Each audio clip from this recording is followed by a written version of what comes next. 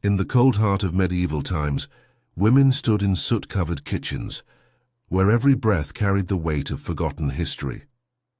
Without fire stoves or modern tools, they braved hunger and danger, cooking through discomfort until sleep finally came. Not peace, but pure exhaustion. Now dim the lights. Maybe turn on a fan for that soothing background. Let us embark on this journey together tonight, through the smoke and shadows of a world that has long since faded, where the simplest meal required the patience of saints and the endurance of warriors. If you enjoy drifting through these forgotten corners of history, consider joining us for more tales that whisper through time. Close your eyes and imagine this: a stone floor beneath your feet, cold and uneven, worn smooth by generations of footsteps that came before you. The walls around you are thick, built from rough-hewn stone that holds the chill of winter deep within its bones, and the ceiling above is low, darkened by centuries of smoke that has nowhere else to go. There are no windows here, or if there are, they are small, narrow slits that let in only the faintest thread of daylight, barely enough to see by, never enough to warm the space. This is the medieval kitchen, and this is where women spent their lives bent over fires that offered heat, but demanded everything in return. The fire itself is not what you know.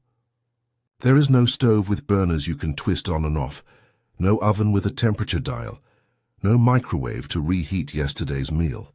The fire here is an open hearth, a pit of stone or clay set into the floor or built into the wall, and it burns constantly, day and night, because letting it die means starting over, and starting over means striking flint and steel until your hands ache, blowing on embers until your lungs burn, feeding it kindling and waiting, always waiting for the flames to catch, so the fire never dies.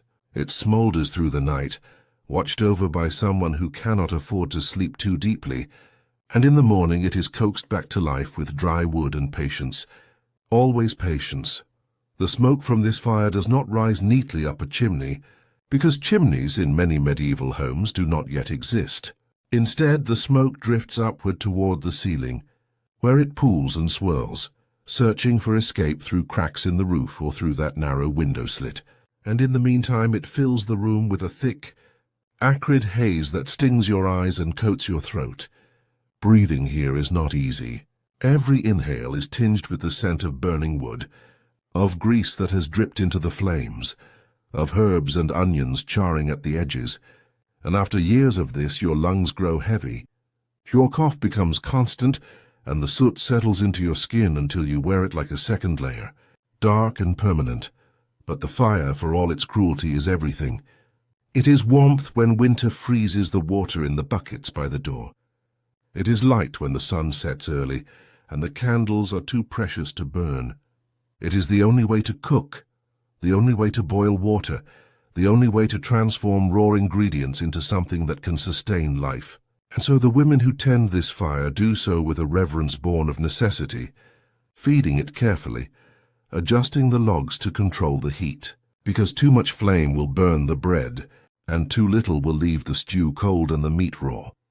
Imagine kneeling beside this fire now, your skirts pulled tight around your legs to keep them from catching a stray spark, your face flushed red from the heat, your hands already blistered from the work. In front of you hangs a heavy iron pot, suspended from a chain that dangles from a hook embedded in the wall or from a wooden beam above. This pot is your most valuable tool, your constant companion, and it is never truly clean.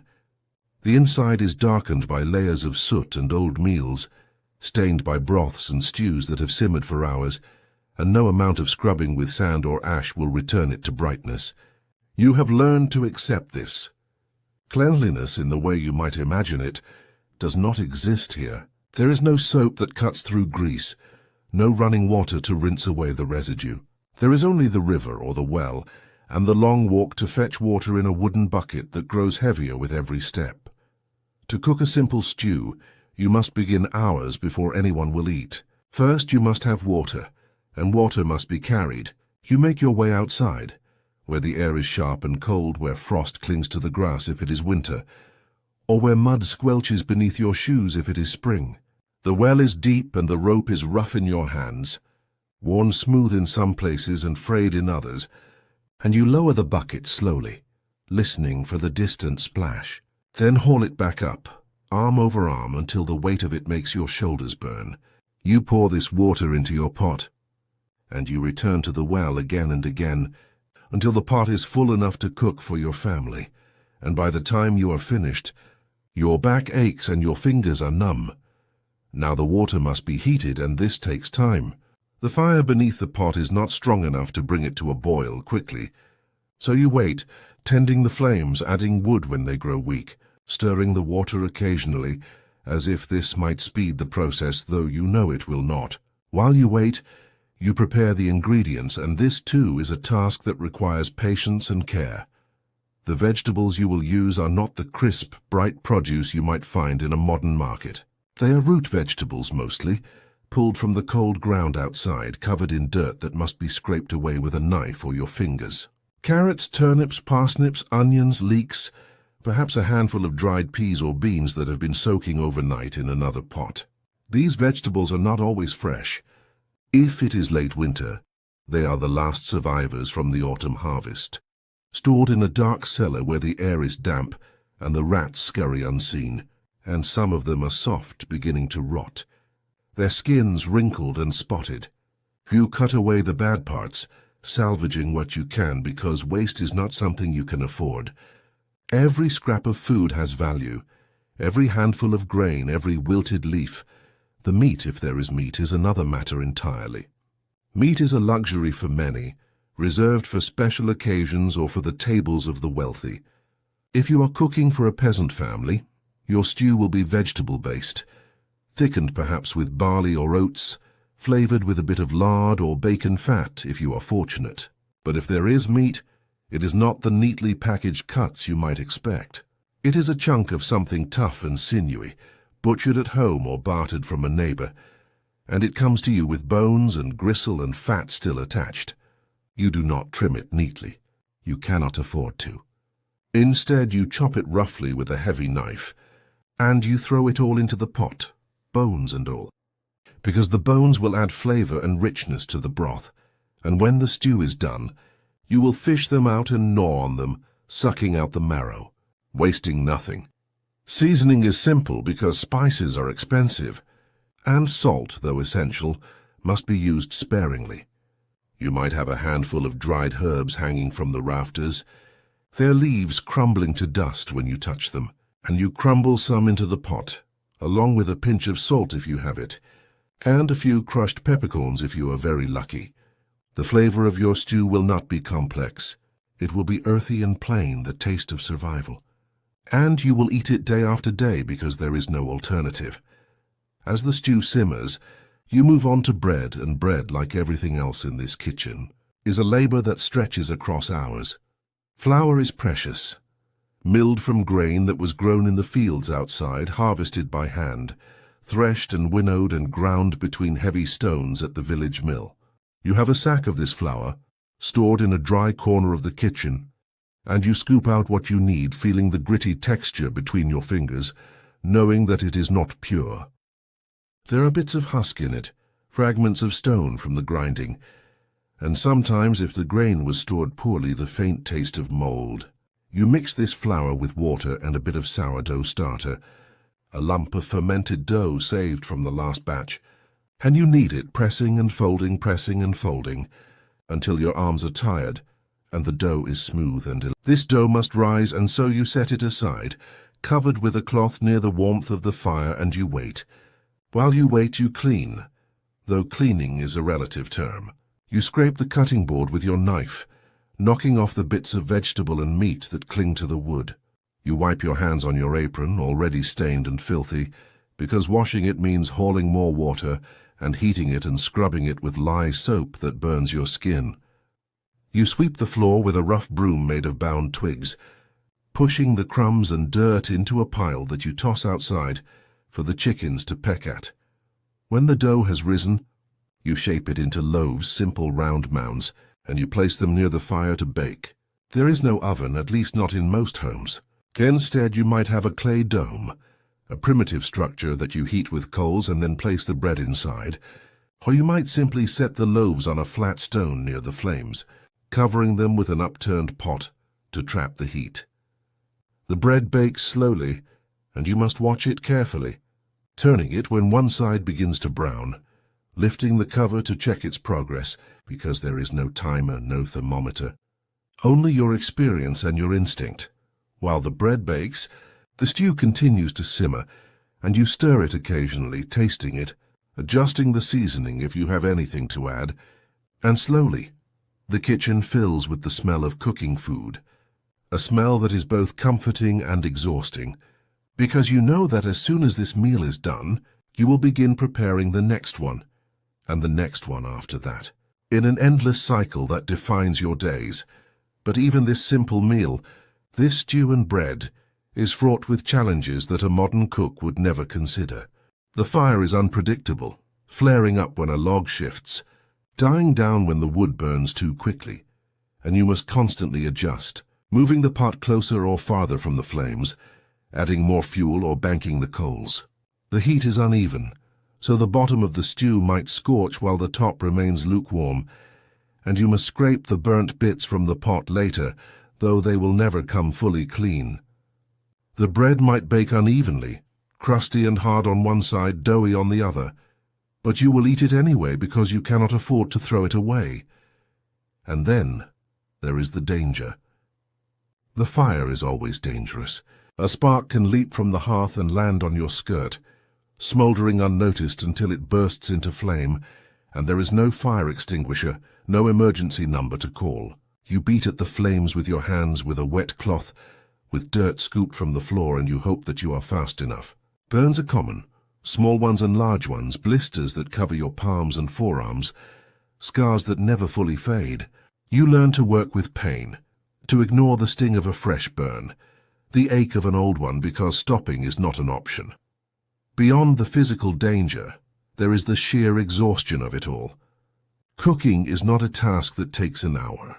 It is a task that takes all day, every day, from the moment you rise before dawn to the moment you collapse into bed at night. And even then, you must wake periodically to check the fire, to make sure it has not gone out, to add another log, to stir the pot one more time. Sleep, when it comes, is shallow and restless, broken by the demands of the kitchen, and the exhaustion seeps into your bones, becoming a part of you, as constant and familiar as the smoke in your lungs. But let us go deeper now, into the details of this life, into the tasks that filled the hours and the days, because to understand the medieval kitchen, you must understand the relentless, grinding repetition of the work and the small, quiet moments of skill and creativity that made survival possible. Consider, for instance, the preservation of food, because without refrigeration, without canning, without vacuum-sealed packages, food spoils quickly, and spoiled food means hunger. The women of medieval times were experts in preservation, using methods that had been passed down through generations, techniques that required knowledge and timing and a willingness to work with ingredients that were, by modern standards, already on the edge of decay. Salting was one of the most common methods. Meat, when it was available, could not be stored fresh for more than a day or two, and so it was salted heavily, packed in layers of coarse salt that drew out the moisture and created an environment where bacteria could not thrive. This salted meat was hard, dry, almost leathery, and before it could be cooked, it had to be soaked in water for hours, sometimes days, to leach out the salt, and even then, it remained tough and required long, slow cooking to become edible. Fish, too, was salted, especially herring and cod, and it hung in the kitchen, stiff and desiccated, until it was needed. Smoking was another method, and for this you needed a smokehouse, a small structure with a fire pit at the bottom, and hooks at the top where meat or fish could hang, absorbing the smoke for days or weeks until it was thoroughly cured. The smoke added flavor, a deep, woody taste, but it also added more soot, more particulates to breathe in, more layers of grime on your skin and clothes. Drying was simpler, but required the right weather. Herbs were hung in bunches from the rafters, their stems tied with twine, and they dried slowly in the smoky air, their colors fading, their potency diminishing but not disappearing. Fruits, when they were available, could be sliced thin and laid out in the sun, though this was risky because rain would ruin them, and insects would feast on them if you were not vigilant. Mushrooms, too, were dried, strung on threads and hung like garlands, shriveling into hard, dark nuggets that could be rehydrated in soups and stews. Pickling was another option, though it required vinegar or brine, and vinegar was not always easy to come by. Cucumbers, onions, cabbage, beets, anything with enough acidity to withstand fermentation, could be packed into clay jars with salt and water, sealed with a cloth or a wooden lid, and left to ferment in a cool, dark place. The result was sour, pungent, sometimes slimy, but it was food, and it would last through the winter when nothing else would. And then there was the question of what to do with scraps, because nothing, absolutely nothing, could be wasted. Vegetable peelings went into the pot to make broth, or they were tossed to the pigs or chickens if you had them. Bones were boiled again and again, each time yielding a weaker broth, until they were so brittle they could be crushed and fed to the animals or scattered in the garden as fertilizer. Fat was rendered, melted down and strained and stored in jars. Because fat was fuel, it was flavor. It was the difference between a dry crust of bread and one that could be fried until it was crispy and golden. Stale bread was soaked in water or broth until it softened, then mashed into a kind of porridge, or it was used as a thickener for stews, or it was cut into cubes and dried again to make croutons that could be stored indefinitely. Even the ashes from the fire had a use. They were collected carefully and mixed with water to create lye, a caustic substance that could be used to make soap, though this soap was harsh and stripped the skin, leaving it raw and cracked. Lye could also be used to cure certain foods, to soften tough grains like corn, or to preserve eggs, which were packed in a mixture of ash and salt and stored in clay pots, emerging months later with a rubbery white and a creamy yolk that tasted faintly of sulfur. The medieval kitchen was a place of alchemy, in its way, a place where the humblest ingredients were transformed through heat and time and skill into something edible, something that could sustain life for another day. But it was also a place of profound inequality, because the kitchen where a peasant woman worked was vastly different from the kitchen in a noble's castle, and the food that each produced reflected this divide. In the castle kitchen, there were more hands to share the work, a hierarchy of cooks and scullery maids and boys who turned the spits and carried the water. There were larger fires, sometimes multiple hearths, and more tools, more pots, more knives, more ingredients. The meals prepared here were elaborate, designed to impress, to display wealth and power. There were roasted meats, whole birds stuffed with herbs and fruits, fish cooked in rich sauces, pies filled with layers of different meats, desserts made with honey and almonds and imported spices.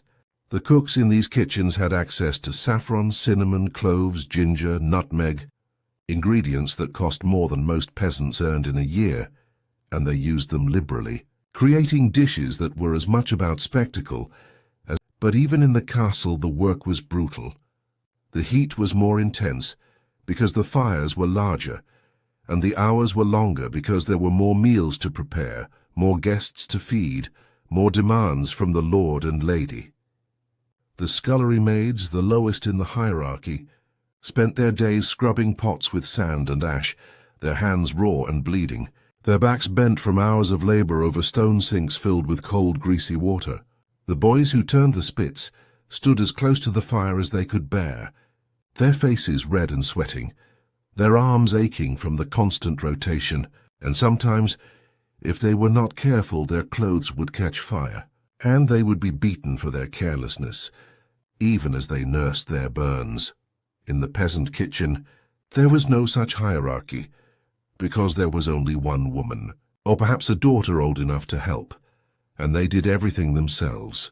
The meals were simpler, dictated by what was available, what could be grown or foraged or bartered. Porridge was a staple, made from oats or barley. cooked slowly in a pot that hung over the fire, stirred occasionally to keep it from burning.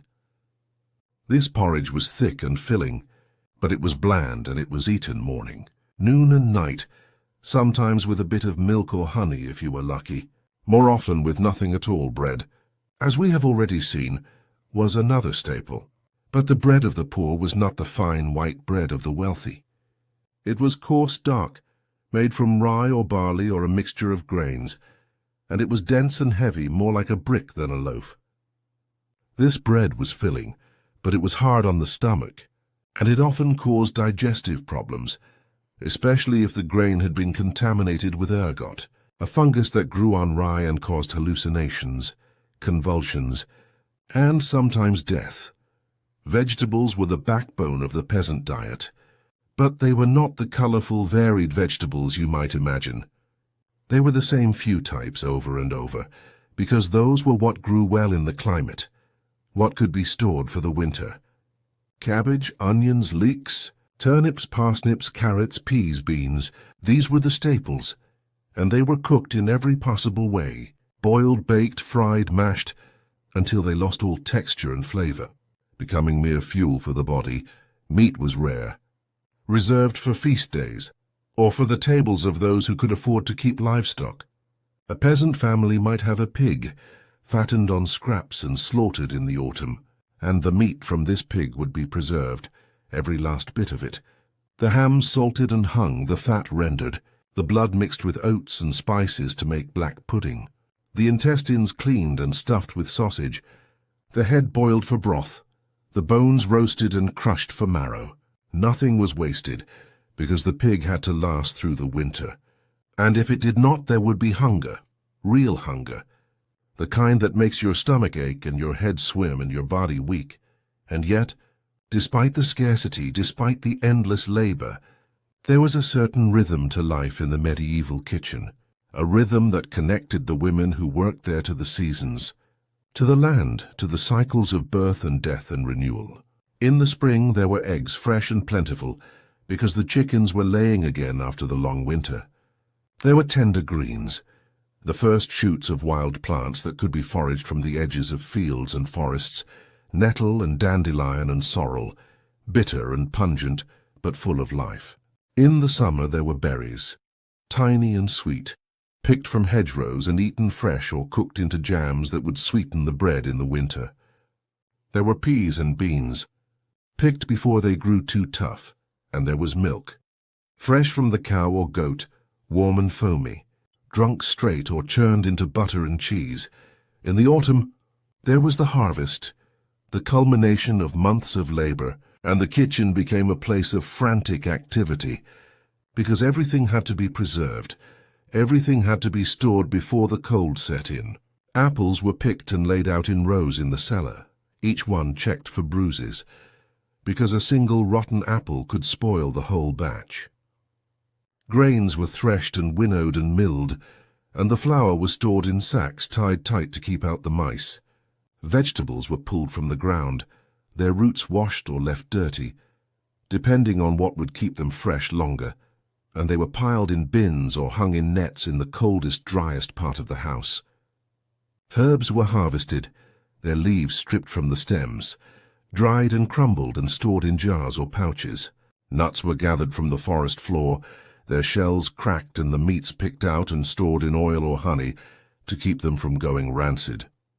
And then came winter, the long dark season when the kitchen became a refuge, the only warm place in the house, and the fire burned day and night, not just for cooking but for survival.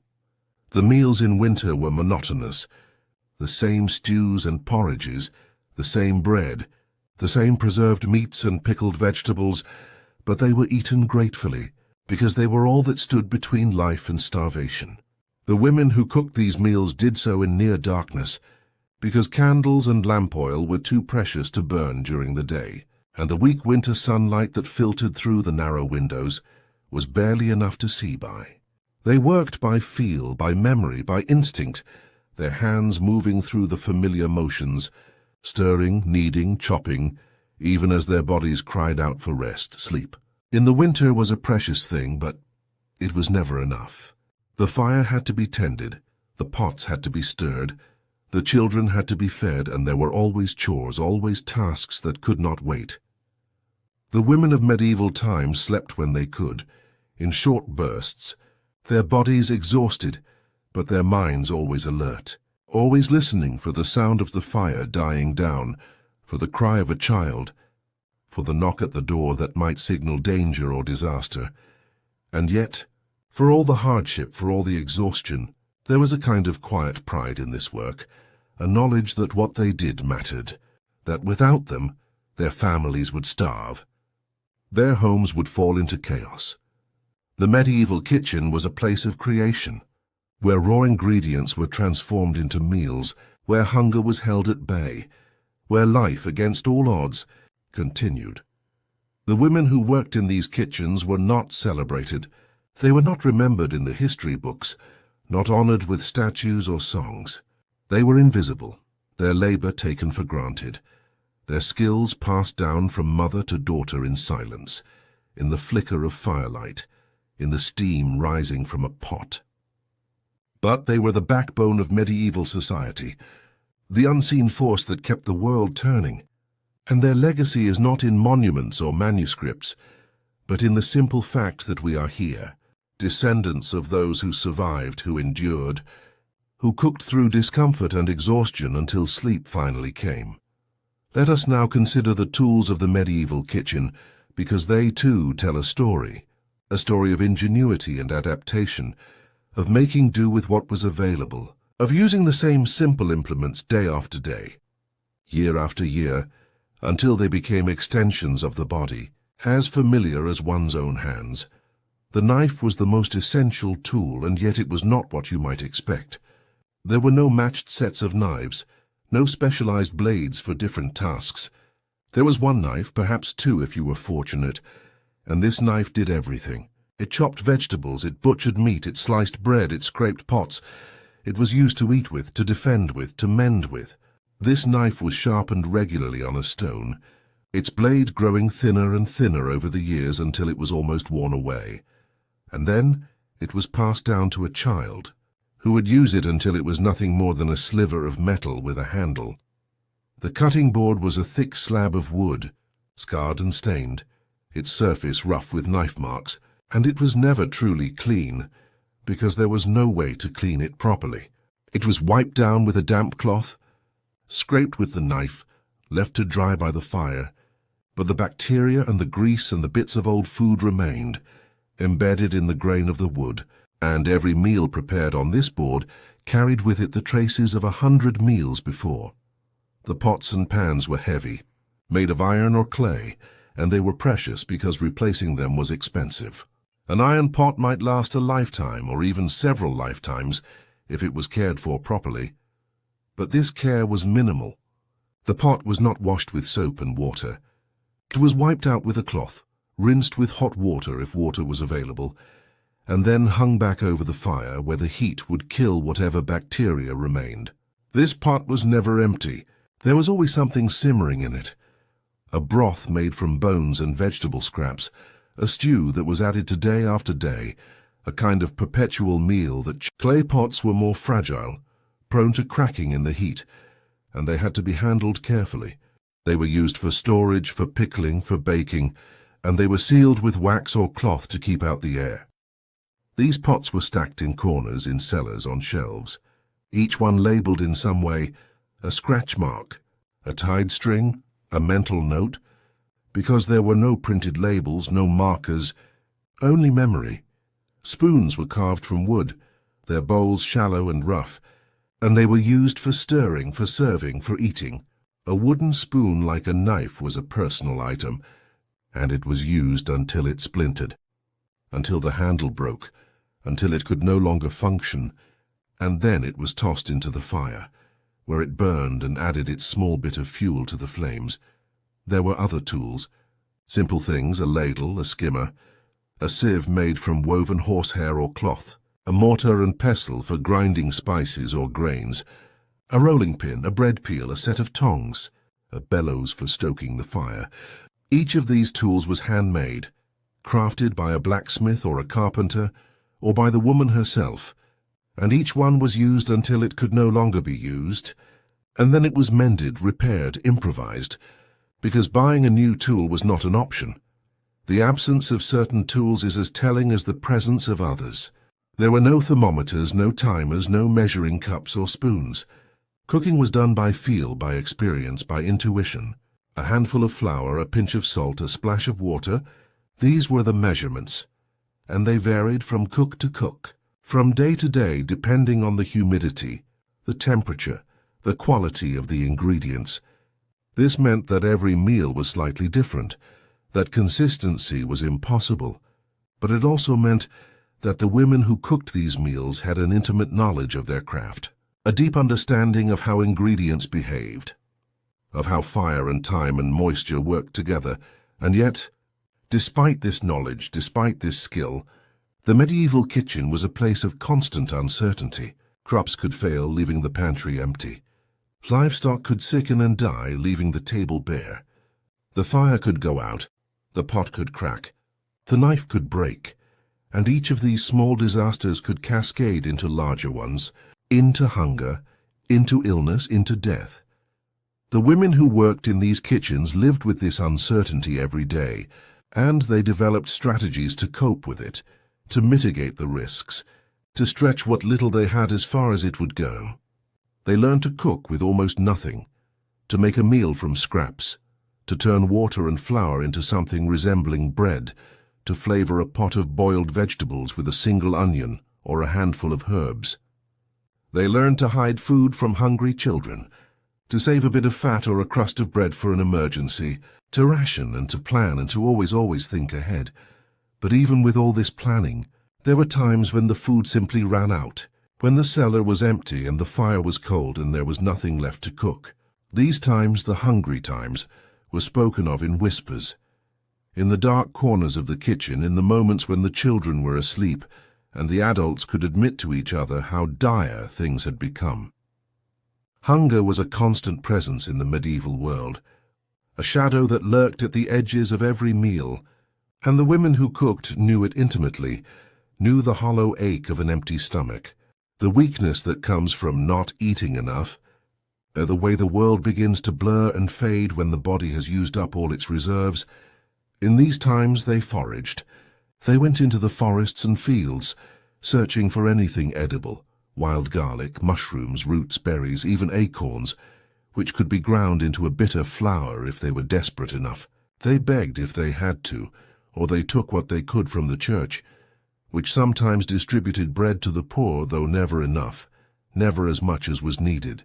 They fed their children first, always the children, and they went without, their own bodies growing thin, their own strength fading, because that was what mothers did, what women did, in a world that offered them no other choice.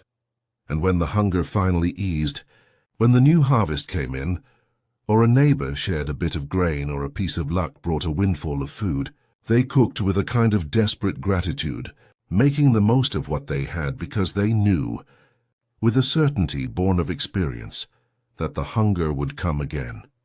The medieval kitchen, then, was not just a place of cooking. It was a place of survival, a place where life and death were measured out in handfuls of flour and cups of water, where every meal was a small victory and every empty pot was a defeat. It was a place of exhaustion and danger, of smoke and soot and burns, but it was also a place of skill and knowledge, of quiet resilience, of the stubborn refusal to give up, to give in, to let the fire go out. And perhaps, as you listen to this, as you drift towards sleep, you can imagine yourself there, in that smoky, dim kitchen, the fire crackling softly, the pot simmering on the hearth, the smell of bread baking, the weight of exhaustion settling over you like a blanket. Perhaps you can feel the cold stone beneath your feet, the rough texture of the wooden spoon in your hand, the heat of the fire on your face. Perhaps you can understand just a little what it meant to live this life, to cook without modern tools, to work without rest, to endure without complaint. But let us move now from the peasant kitchen to the broader landscape of medieval food culture, because the kitchen, for all its importance, was only one part of a larger system, a complex web of agriculture, trade, social hierarchy, and tradition that shaped what people ate and how they prepared it. Food, in medieval times, was not just sustenance. It was a marker of identity, a symbol of status, a reflection of religious beliefs and cultural values. What you ate, how you ate it, and who you ate it with said as much about you as your name or your occupation, and the rules that governed eating were as rigid and intricate as the rules that governed every other aspect of life. At the top of the social hierarchy were the nobles, the lords and ladies who lived in castles and manor houses, and their tables were laden with abundance. A noble feast was a spectacle, designed to impress guests and display wealth. The food was elaborate, course after course of roasted meats, fish in rich sauces, pies and pastries, fruits and nuts, sweets made with honey and spices.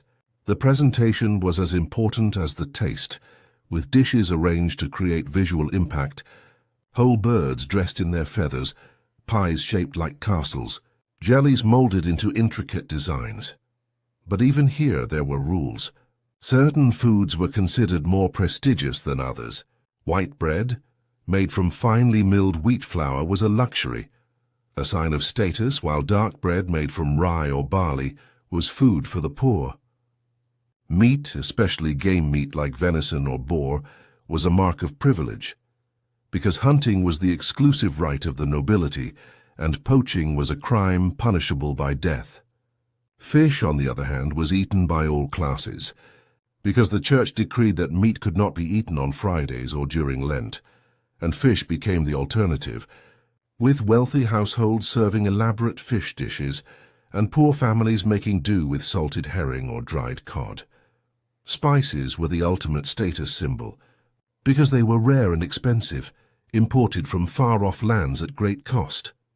Pepper, cinnamon, cloves, ginger, saffron, these were worth more than gold, and they were used liberally by the wealthy, not just to flavor food, but to demonstrate that they could afford to do so. The taste of heavily spiced food was prized, not because it was necessarily delicious, but because it was a taste that the poor could never afford to experience. For the peasants, food was much simpler, but it was no less governed by rules and traditions. The church's dietary restrictions applied to everyone, regardless of class, and this meant that the calendar dictated what could be eaten. Lent was a time of fasting, when meat, eggs, and dairy were forbidden, and the diet was reduced to bread, porridge, and vegetables. Fast days occurred throughout the year, not just on Fridays but on certain saints' days and during Advent, and these days required abstinence from meat, though fish was permitted. For peasants who rarely ate meat anyway, these restrictions were less of a hardship, but they still shaped the rhythm of the year, the cycle of feasting and fasting that marked the passage of time. The seasons, too, determined what could be eaten. There were no greenhouses, no refrigerated trucks bringing produce from distant farms, no supermarkets stocked with fruits and vegetables from around the world. What you ate was what grew in your region, in that particular season, and when the season ended, so did the food. Spring was a time of scarcity, the lean months when the stored food from the previous harvest was running low, and the new crops had not yet come in. Summer brought abundance, fresh vegetables and fruits, milk and cheese, but it also brought the need to work long hours in the fields, harvesting and preserving as much as possible before the winter came. Autumn was the time of plenty, the harvest season, when the barns and cellars were filled, when there was enough to eat and even enough to celebrate. Winter was the time of endurance. This cycle of feast and famine shaped not just the body but the mind, creating a relationship with food that was fundamentally different from what we know today. Food was not something to be taken for granted, not something that was always available, always abundant. It was precious, hard-won, and the act of eating was an act of survival, a daily negotiation with scarcity and uncertainty. And yet, within this framework of scarcity, there was also creativity, a willingness to make the most of what was available, to turn the humblest ingredients into something nourishing, even something delicious. The women who cooked in medieval kitchens were masters of improvisation, adapting recipes to fit what they had, substituting one ingredient for another, creating new dishes from leftovers and scraps. Consider, for example, the many ways to use stale bread. Bread, as we have seen, was a staple, but it went stale quickly, and stale bread was not wasted. It could be soaked in broth or milk to soften it, then mashed into a kind of pudding or gruel. It could be toasted over the fire until it was crispy, then crumbled into soup as a thickener. It could be cut into cubes and fried in fat, creating croutons that could be stored and used later. It could be mixed with eggs and milk and baked into a custard, or it could be layered with fruit and honey to make a simple dessert. Or consider the use of offal, the internal organs of animals, which were prized in medieval times in a way that they are not today. Liver, heart, kidneys, intestines, these were not seen as inferior cuts of meat, but as valuable food, rich in flavor and nutrition. They were cooked in stews, grilled over the fire, stuffed and baked, and they were eaten with relish, because nothing could be wasted, and every part of the animal had value. Even the blood of slaughtered animals was used, mixed with oats or barley and spices to make blood pudding, a dish that was hearty and filling, though its appearance and texture were not appealing by modern standards. This blood pudding was fried or baked, sliced and served with bread, and it was a common food eaten by peasants and nobles alike. The medieval diet, then, was not just about survival. It was about resourcefulness, about making use of everything, about finding ways to create variety and flavor within the constraints of what was available. It was a diet shaped by necessity, but also by tradition, by the collective knowledge of generations of women who had cooked these foods before, who had learned what worked and what did not, and who had passed this knowledge down through the silent, unrecorded medium of daily practice. And perhaps, as we continue this journey through the medieval kitchen, as we explore the labor and the skill and the endurance that defined this world, we can begin to see not just the hardship, but also the beauty, the quiet dignity of lives lived in close connection to the land, to the seasons, to the rhythms of nature.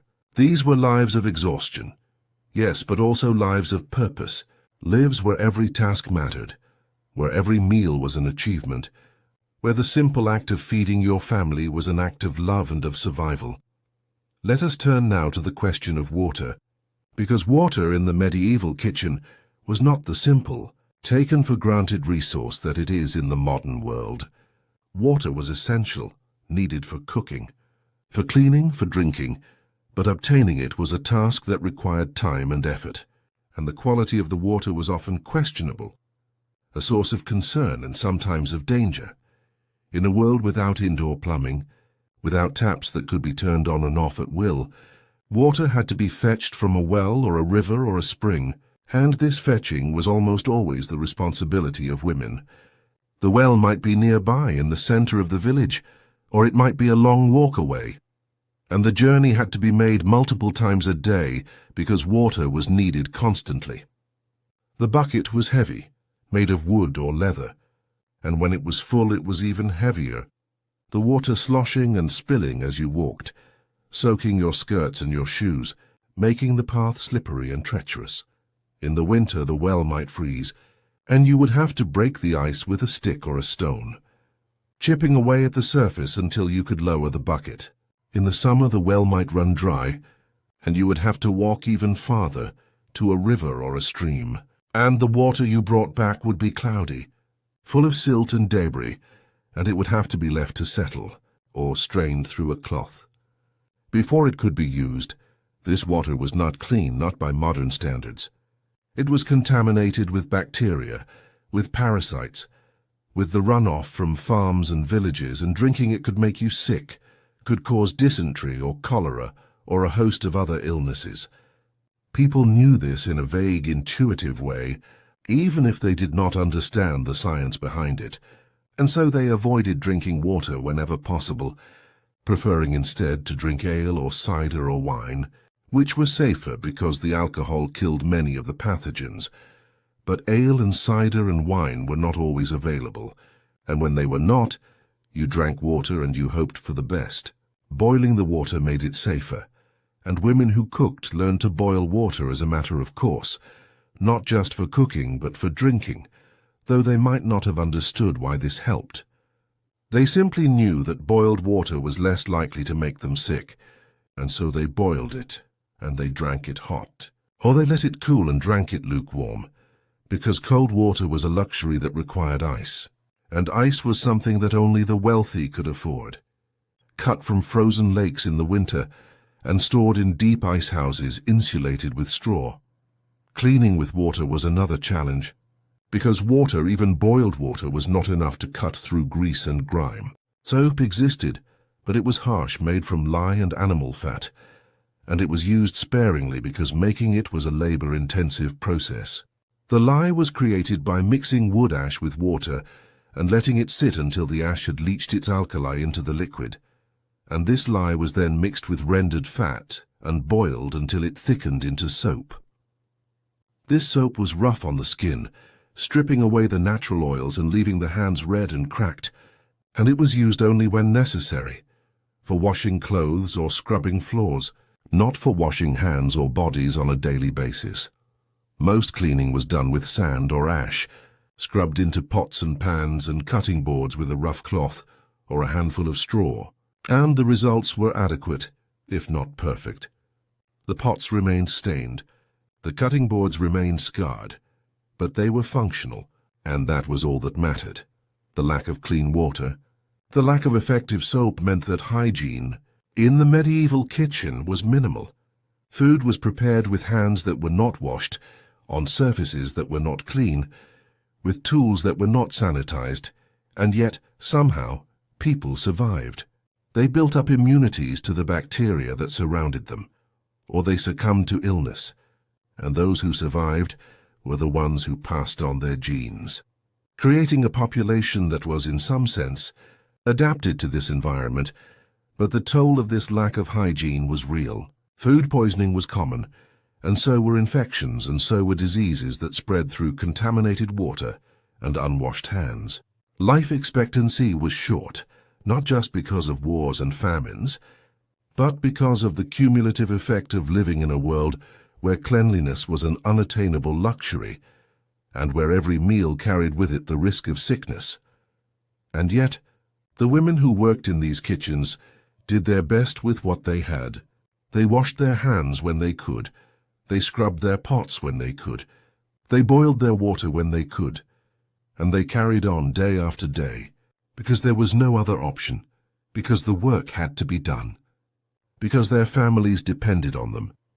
Let us now consider the social aspect of the medieval kitchen, because cooking, for all its solitary, repetitive nature, was also a communal activity, a way of connecting with others, of sharing knowledge and stories and support.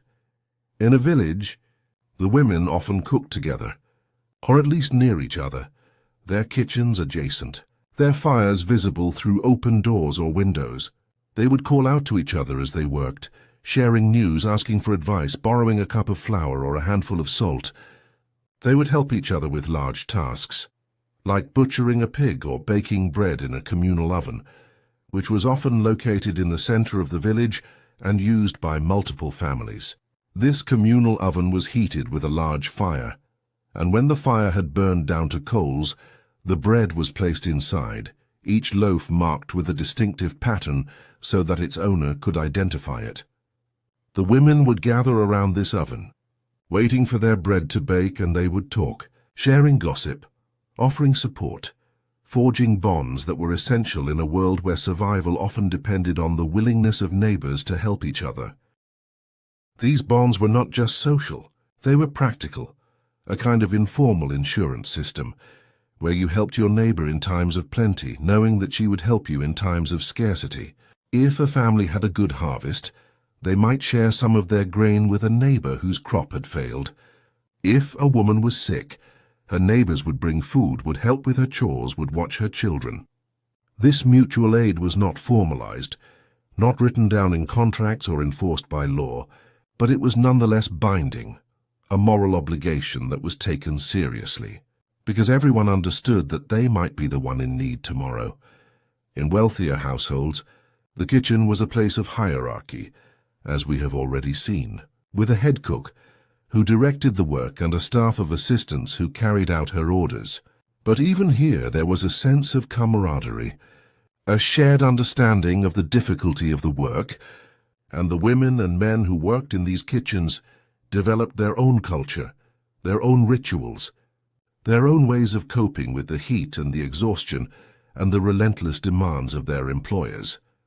They sang as they worked, simple songs, often bawdy or irreverent, that made the time pass more quickly.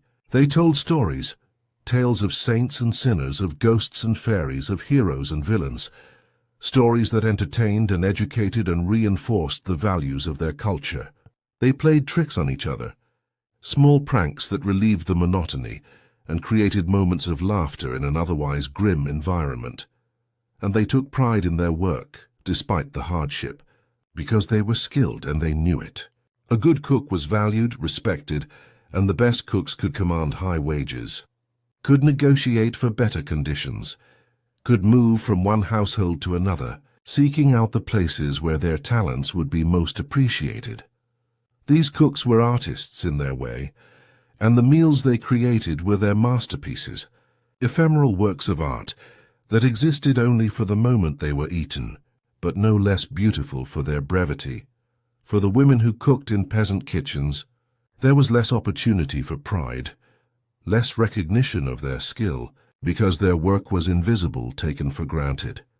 But they too found satisfaction in a job well done, in a loaf of bread that rose perfectly, in a stew that tasted just right, in the sight of their family gathered around the table, eating and talking and laughing, if only for a moment, before the work began again. The act of cooking, then, was not just a chore.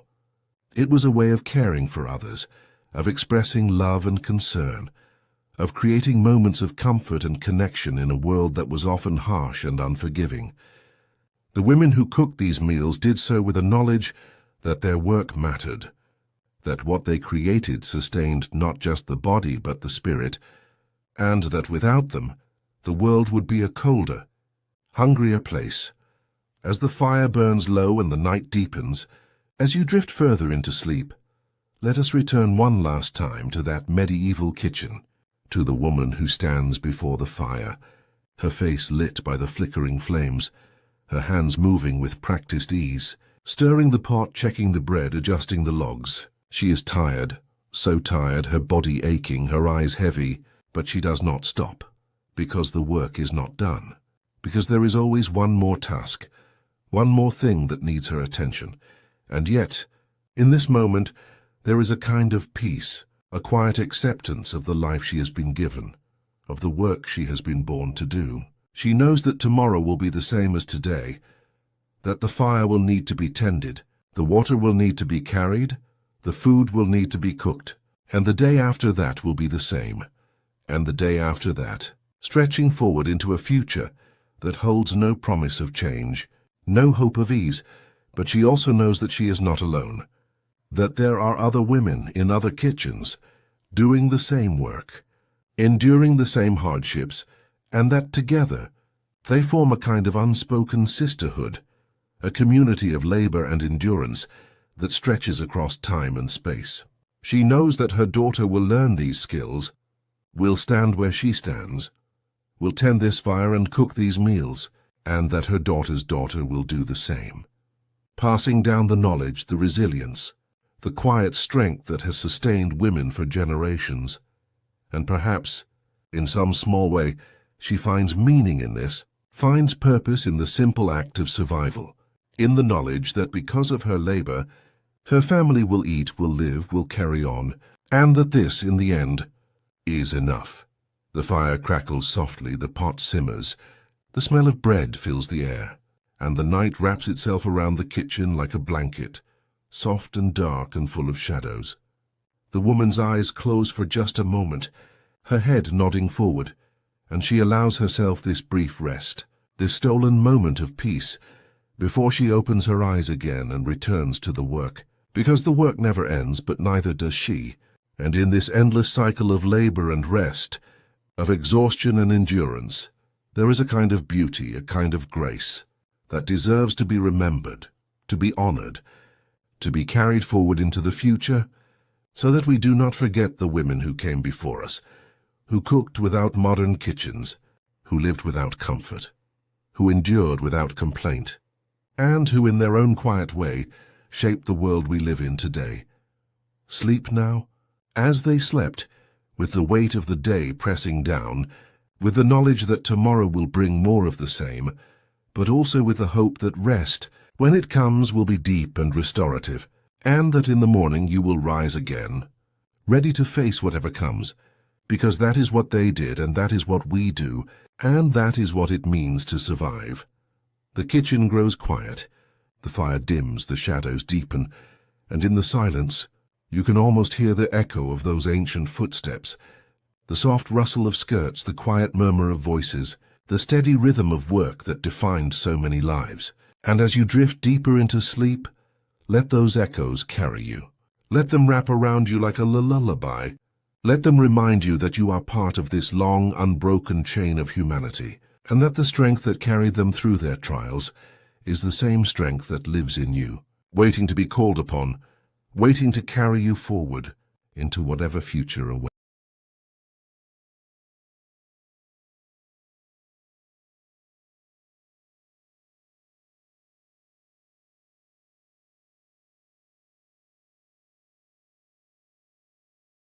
They did not smell clean. They smelled like winter, sweat and wood smoke trapped in stone. In the heart of every medieval castle, behind layers of gowns and silence, women held onto forgotten rituals of hygiene that barely kept them warm, let alone truly clean. Now, dim the lights. Maybe turn on a fan for that soothing background, and let us embark on this journey together tonight. If you enjoy drifting through these quiet corridors of history, consider joining us for more tales of the past told in whispers and shadows. Picture yourself standing in the great hall of a castle on a January morning in the year 1347. The stones beneath your feet are cold, so cold they seem to pull the warmth from your very bones. Frost patterns climb the inner walls like skeletal fingers, and somewhere in the distance you hear the muffled sound of wind howling through arrow slits. This is where women lived, where they woke each morning to darkness, where they moved through their days wrapped in wool and fur and desperation, where hygiene was not a matter of comfort, but of survival. The winter morning begins before dawn. There is no sunrise to mark the hour, only the gradual shift from black to grey, from the darkness of night to the darkness of winter. A noblewoman stirs beneath her pile of furs, her breath forming clouds in the frigid air of her chamber. She does not leap from bed. She cannot. The cold is too fierce, too immediate, too absolute. Instead, she moves slowly, pulling the furs tighter around her shoulders, feeling the stiffness in her joints from a night spent curled against the cold. Her first thought is not of cleanliness. It is of warmth. It is always of warmth. The chamber pot beneath her bed has not been emptied since the night before. It sits in the corner, half frozen, the contents inside forming a crust of ice along the rim. The servant girl who should have taken it away at first light has not yet arrived, delayed perhaps by the snow that fell during the night, or by the treacherous ice that coats the spiral staircases, or by the simple fact that in winter everything moves slower, everything becomes harder. Everything requires more effort than it should. The noblewoman ignores the pot. She has grown accustomed to its presence, to the sharp smell that mingles with the wood smoke and the mustiness of damp stone. In winter there are no pleasant smells. There are only degrees of unpleasantness, layers of odor that settle into fabric and hair and skin until they become invisible, until no one notices anymore, because everyone carries the same scent of survival. She does not wash her face. There is no water in the basin on the small table near the window. The water froze during the night, expanding in the ceramic bowl until it cracked, a thin line running from rim to base like a scar. The servant girl will bring more water later, perhaps, if the well has not frozen. If the buckets can be lifted without the rope snapping from the cold, If there is time between all the other tasks that winter demands, but even when the water comes, it will not be for washing. It will be for drinking, for cooking, for the essential tasks that keep life moving forward. Washing is a luxury that winter does not permit. Instead, the noble woman reaches for the linen cloth that hangs from a peg on the wall. It is stiff with old sweat and oils from her skin, darkened by weeks of use, but it is all she has. She presses it against her face, rubbing at the corners of her eyes where sleep has gathered, wiping at her mouth, her forehead. The cloth scrapes against her skin, rough and unforgiving, but this is cleanliness in winter. This is what hygiene means when water is frozen, and soap is scarce and warmth is measured in heartbeats. She does not feel clean afterward. She feels attended to, which is different, which is something. Her hair is another matter entirely. It hangs loose around her shoulders, unwashed for weeks, perhaps months. In summer, she might have rinsed it in rose water, might have sat by an open window while a servant combed through the tangles with a wooden comb dipped in sweet oils. But this is not summer. This is the deepest part of winter, when the world outside is white and silent and merciless, when the castle itself seems to groan under the weight of ice and snow, when survival is the only goal worth pursuing. Her hair is greasy at the roots, dry and brittle at the ends. She gathers it with both hands, twisting it into a thick rope, coiling it at the base of her skull. She covers it with a linen coif, then a woolen veil, layers of fabric that hide the unwashed strands, that trap the oils against her scalp, that keep her head warm even as they seal in the smell of her own body. Beneath her nightgown, her skin itches. It always itches in winter. The woolen chemise she wears next to her skin has not been changed in days, perhaps weeks. It clings to her body, damp with sweat despite the cold scratchy against her arms and back and breasts. Lice move through the fabric, tiny creatures that have made their home in the seams and folds, that bite and crawl and multiply in the warmth generated by her body heat. She scratches absently, her fingers moving over her ribs, under her arms, along the back of her neck. Everyone has lice in winter. The servants have them, the knights have them, the lord of the castle has them. They are as much a part of winter as the cold itself, as unavoidable as breath, as constant as hunger. She does not remove her chemise to inspect the bites. The cold will not allow it. Instead, she layers more clothing on top. Another chemise, this one made of linen that has yellowed with age and wear. A kirtle of heavy wool, lined with fur at the neck and wrists. An overgown that drags on the floor, collecting dust and rushes and small bits of debris as she moves through the castle. A belt pulled tight at her waist, from which hang various items.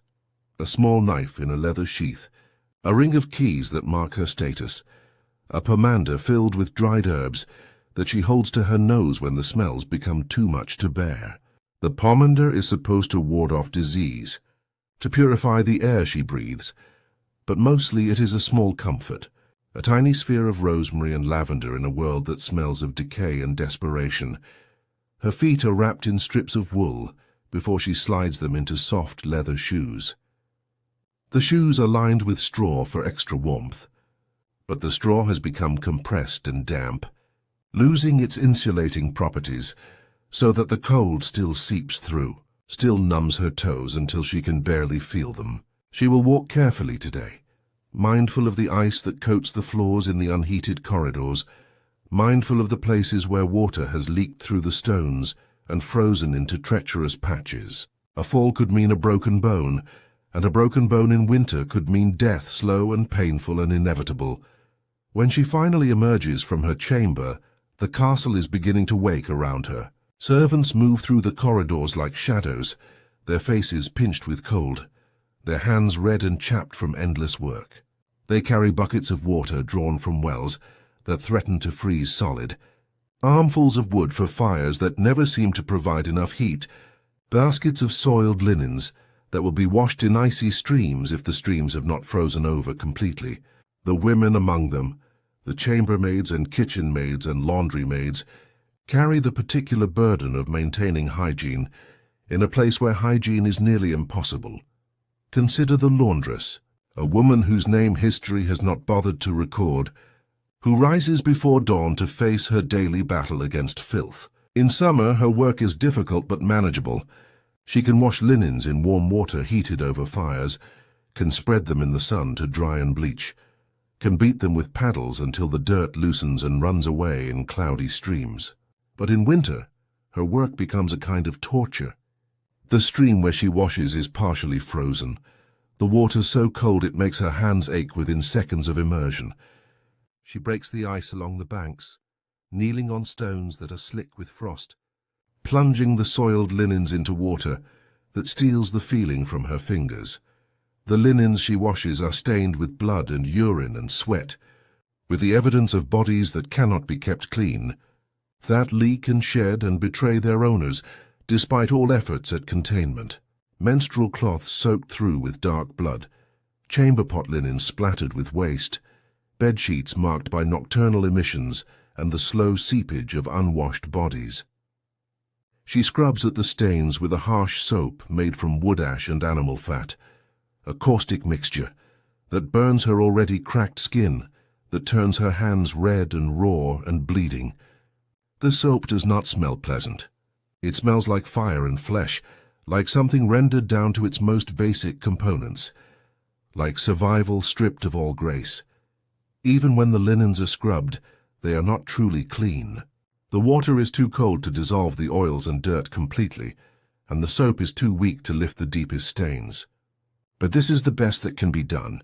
The laundress wrings out the heavy fabric with numb hands, her fingers barely able to grip, and then she must find a place to dry them. In summer, she would spread them on bushes or drape them over low walls in the courtyard. In winter, there are no such options. The courtyard is buried in snow. The bushes are skeletal and frozen, and anything left outside would freeze solid within an hour. So she hangs the linens inside in the great hall near the fire, or in the kitchens where the ovens provide some warmth, and there they drip slowly onto the floor, adding to the dampness that permeates everything, that makes the stones slick and the air heavy with moisture. The drying takes days, sometimes weeks. Wet fabric hangs from every available surface, creating a maze of dripping cloth through which the inhabitants of the castle must navigate. The linens never dry completely. They remain damp and cold, carrying within their fibers the smell of smoke and mildew.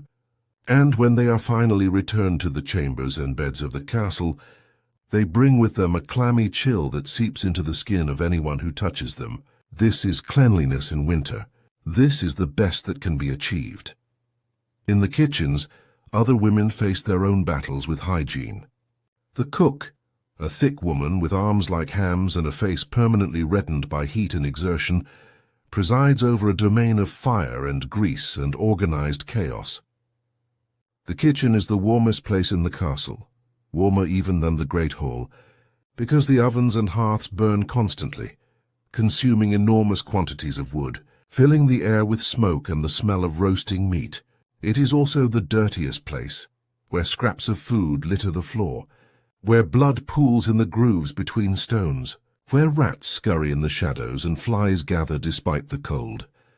The cook does not wash her hands between tasks. There is no basin of clean water available for such purposes, no soap set aside for the workers who knead dough and pluck fowl and gutfish. Her hands are perpetually stained, darkened by soot and blood and the oils of countless ingredients. She wipes them on her apron, a garment so stiff with accumulated filth that it could probably stand on its own, and then she plunges them back into whatever task demands her attention. Dough is kneaded with hands that just gutted a rabbit. Vegetables are chopped on a board still marked with the blood of yesterday's venison. Meat is turned on a spit by a scullery girl, whose arms are covered in open sores, whose face is marked by smallpox scars, who coughs wetly into her elbow before returning her hands to the food.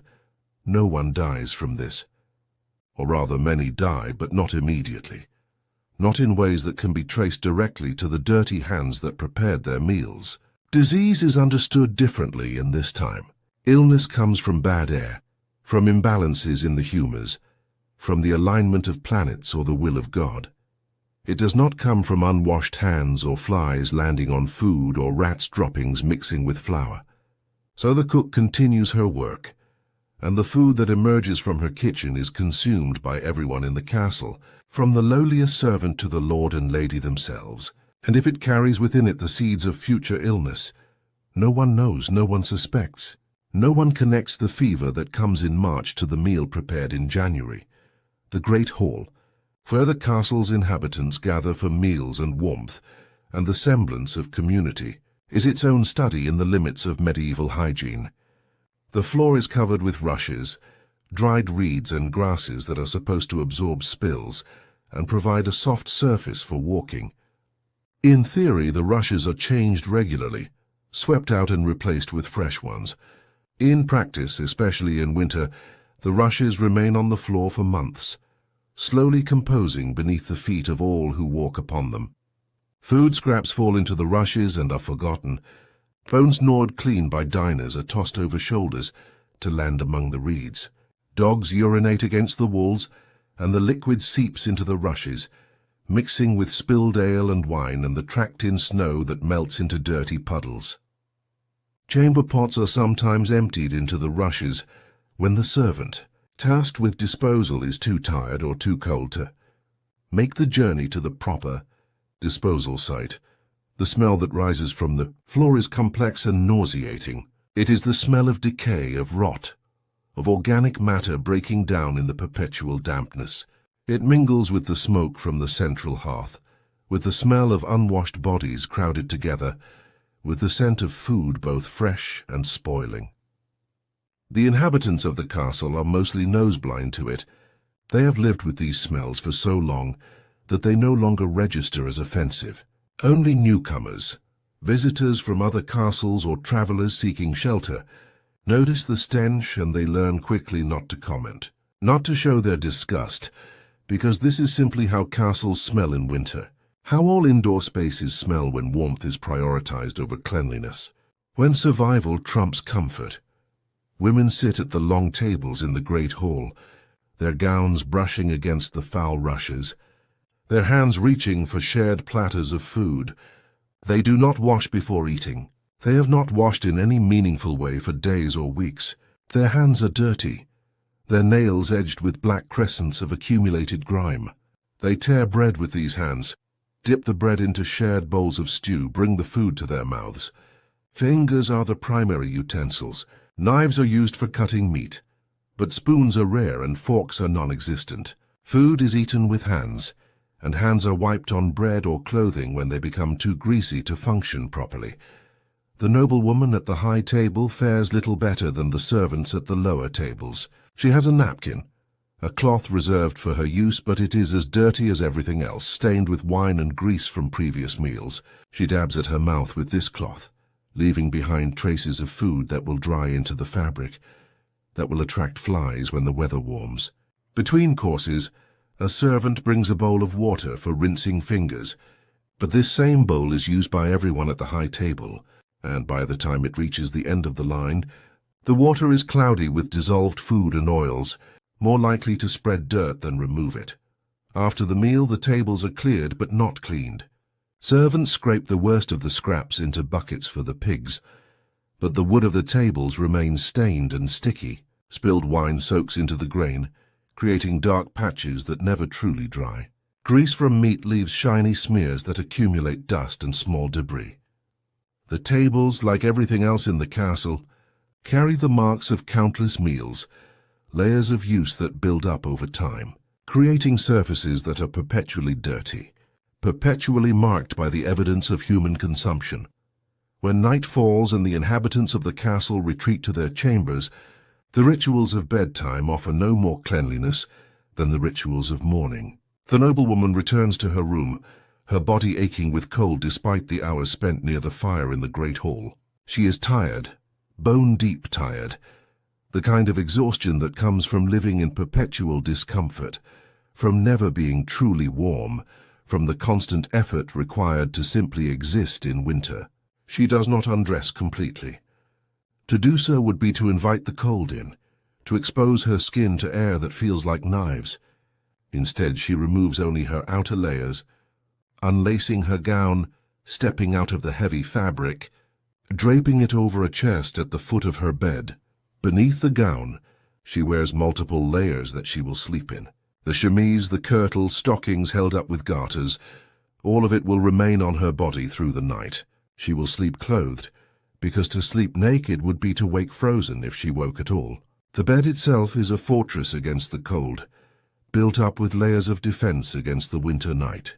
First, the wooden frame raised high off the floor to avoid the worst of the drafts that swirl along the stones. Then the rope strung across the frame, sagging with age and use, creaking when weight is applied. On top of the ropes, a mattress stuffed with straw, lumpy and uneven, harboring within its ticking all manner of small creatures, lice, fleas, bedbugs, beetles, mice that have burrowed into the warmth. The mattress smells of mildew and old sweat, and the sweet decay of aging straw. It has not been emptied and restuffed in years. Such maintenance is a warm weather task, something done in summer when the straw can be taken outside, when the mattress ticking can be washed and dried in the sun. In winter, the mattress remains as it is, growing more compressed, more infested, more malodorous with each passing month. The noblewoman climbs onto this mattress without hesitation. She has slept on it for months, perhaps years. It is her bed, familiar in its discomfort, and familiarity is its own kind of comfort when everything else is hostile. On top of the mattress, she has piled blankets and furs, as many as she could acquire, layered thick against the cold. The furs still carry the smell of the animals they came from, a wild musk that never quite fades. The blankets are wool, scratchy and heavy, woven tight to trap heat. She burrows beneath these layers, pulling them up to her chin, cocooning herself in fabric and fur.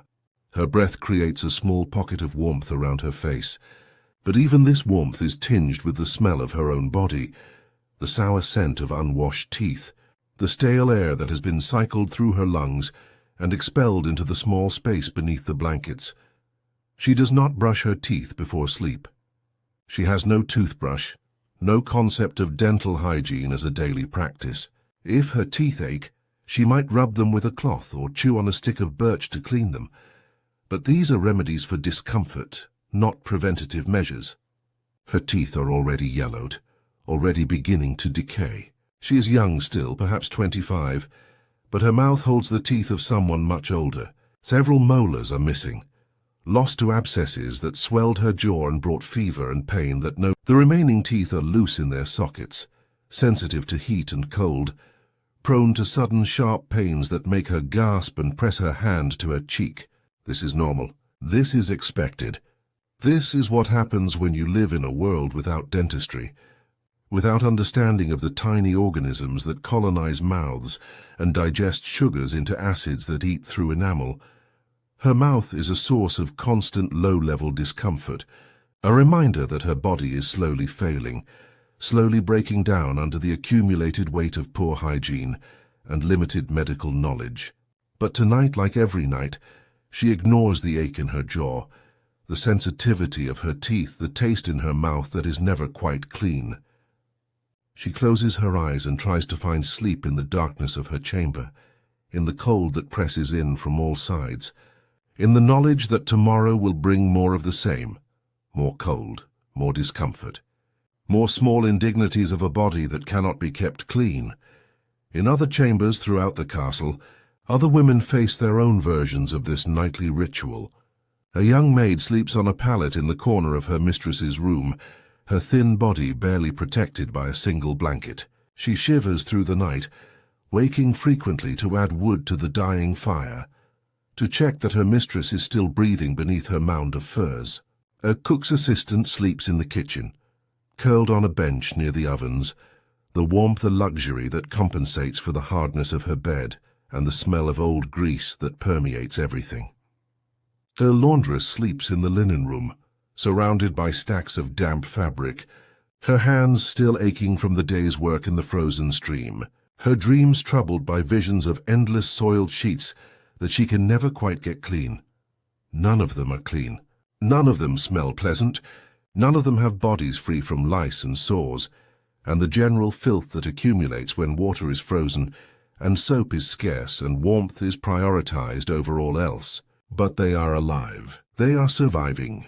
And in the brutal logic of a medieval winter, survival is its own kind of cleanliness, its own kind of virtue. Morning comes again, grey and cold and indistinguishable from the morning before. The routines begin anew, identical to yesterday, to the day before that, to all the days that stretch back through the long winter.